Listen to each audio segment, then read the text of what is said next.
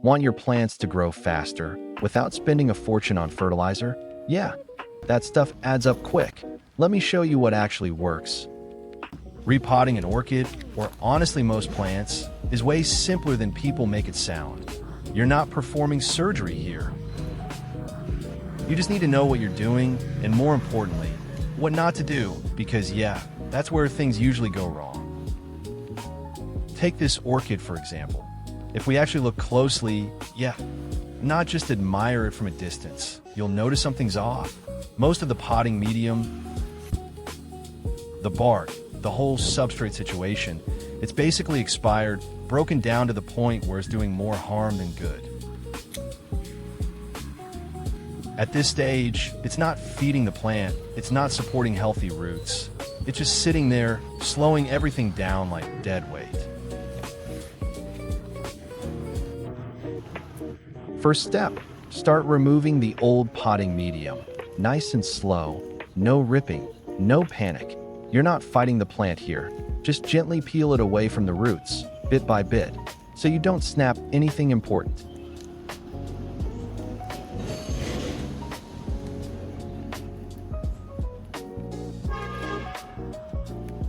Once the old substrate is out of the way, now you switch roles from gardener to detective real quick. Look through the roots carefully, anything that looks mushy, dark, or straight up dying. Yeah, those have to go before they cause bigger problems. Trim them off clean, don't hesitate, because leaving dead roots in there is basically inviting rot to spread like it pays rent.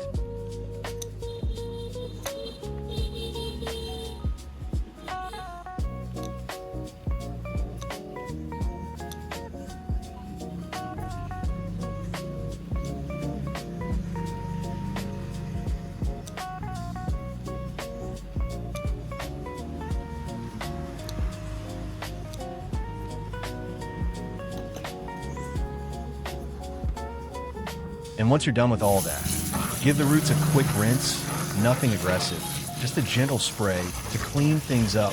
You're washing off leftover debris, any dust, any tiny bits you missed, keeping everything fresh before the plant goes back into its new home.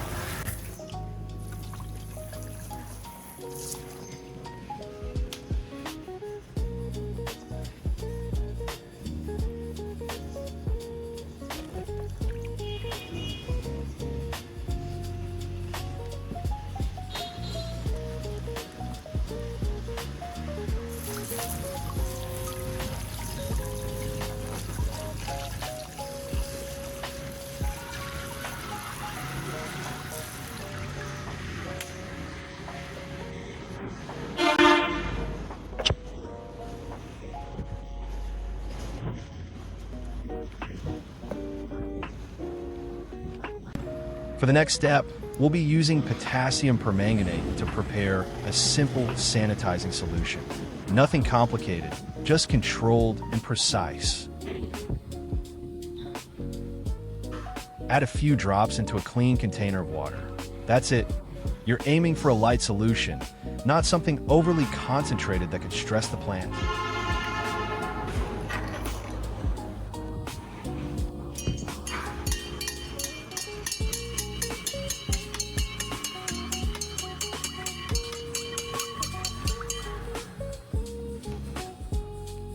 Once that's ready, submerge the root system into the solution. Keep it controlled, only the lower half of the plant. Let it sit for around 10 minutes, just enough time to disinfect without stressing the orchid. Then we move on.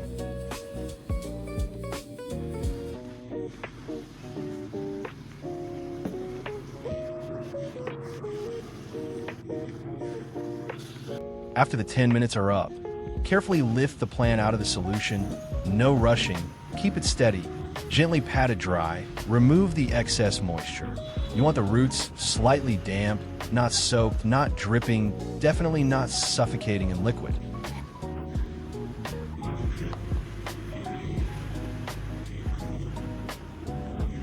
Next up, we're using cinnamon powder. Yeah, the same stuff in your kitchen, but here it's pulling double duty as a natural antifungal. Lightly brush it on a plant. focus on the trimmed areas and exposed roots. Just a thin layer, not a full seasoning session. We're protecting the plant, not cooking it.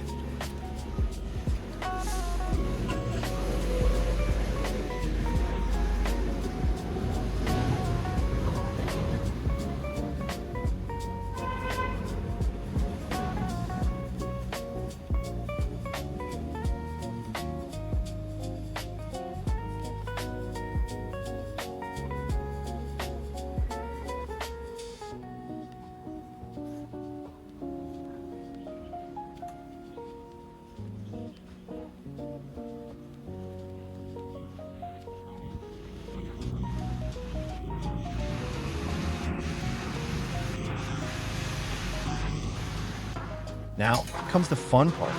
And yeah, this is where we switch things up from the usual routine. Instead of using pine bark like most people, this time we're going with coconut shells. And no, this isn't just for style points. Coconut shells break down much slower, which means your potting medium stays stable for longer. Better structure, less frequent repotting, and way less chance of it turning into soggy mush. They also hold moisture just enough to keep the roots hydrated, while still allowing plenty of airflow. And if there's one thing orchids hate, it's sitting in wet, suffocating conditions. Now we place everything into the pot. And yeah, this part needs a bit of precision, not just tossing things in and hoping for the best. Position the plant first, keep it stable.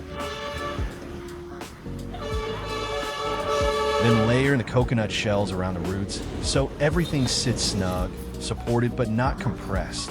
Done right. The structure holds itself in place, which means you won't have to rely on moss later just to keep moisture in and everything from shifting around.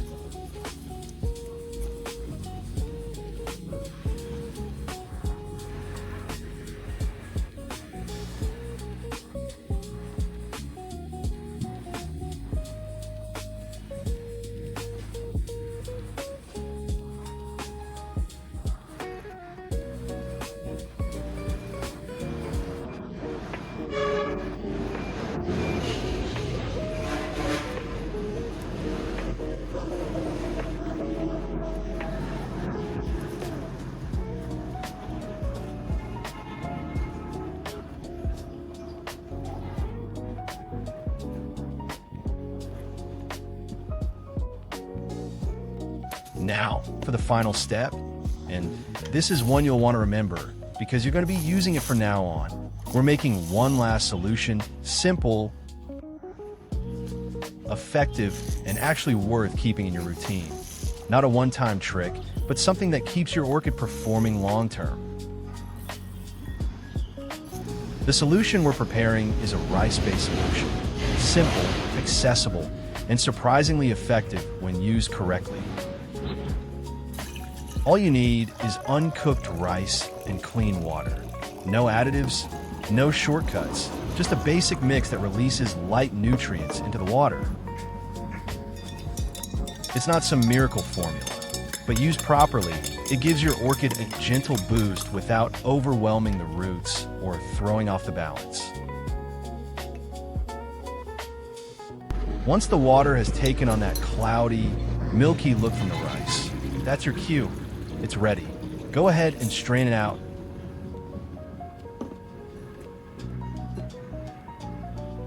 Once the water has taken on that cloudy, milky look from the rice, that's your cue. It's ready. Go ahead and strain it out. Remove all the rice grains. You only want the liquid clean and smooth, no debris getting into your potting mix.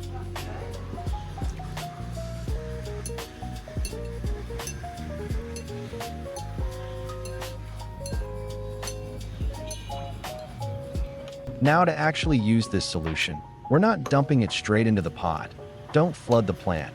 That's how you undo everything you just fixed. Start by lightly misting the roots and the surface. Keep it even, controlled, just enough to coat without soaking the medium. Think of it as a gentle feed, not a full watering session. You're giving the plant a boost, not drowning it in good intentions.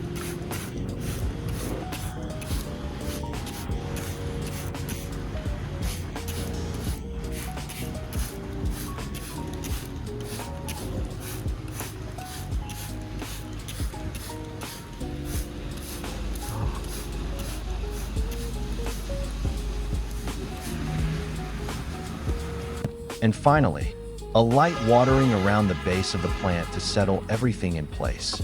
Nothing heavy, just enough to distribute the solution evenly. You're not flooding the pot. You're guiding moisture through the medium so the roots can actually take it in without getting overwhelmed.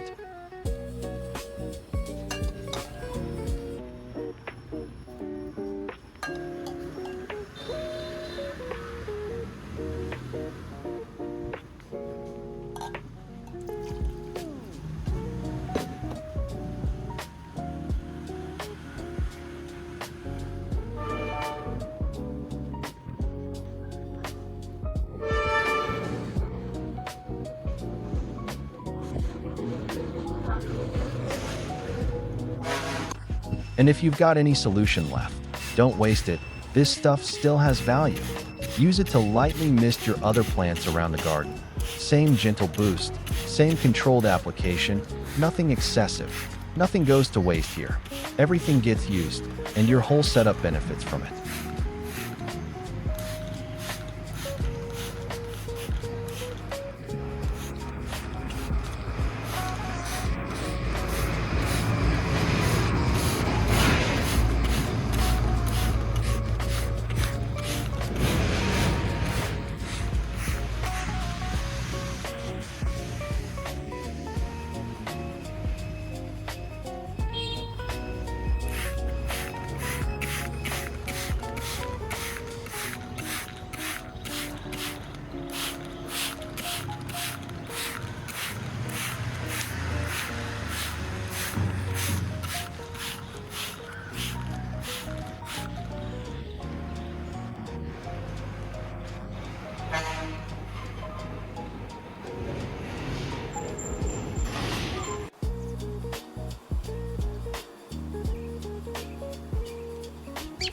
And after just 4 weeks, yeah, this is where things start to pay off in a very visible way.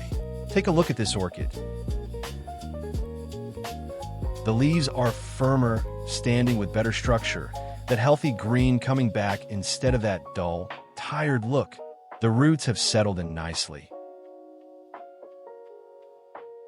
You can tell they're adapting, gripping into the new medium, no longer suffocating or struggling to survive. Even the overall posture of the plant changes. It looks more stable, more confident, like it's finally in an environment that actually supports growth instead of slowing it down. That's what proper care does. Not instant miracles, but steady, undeniable improvement that you can see with your own eyes.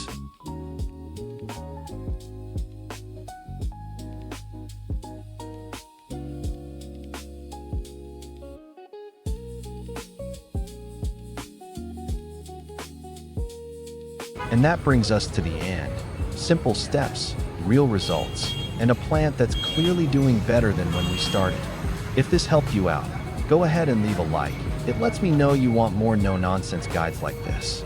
And if you want your plants to keep thriving instead of barely surviving, consider subscribing, because we're just getting started.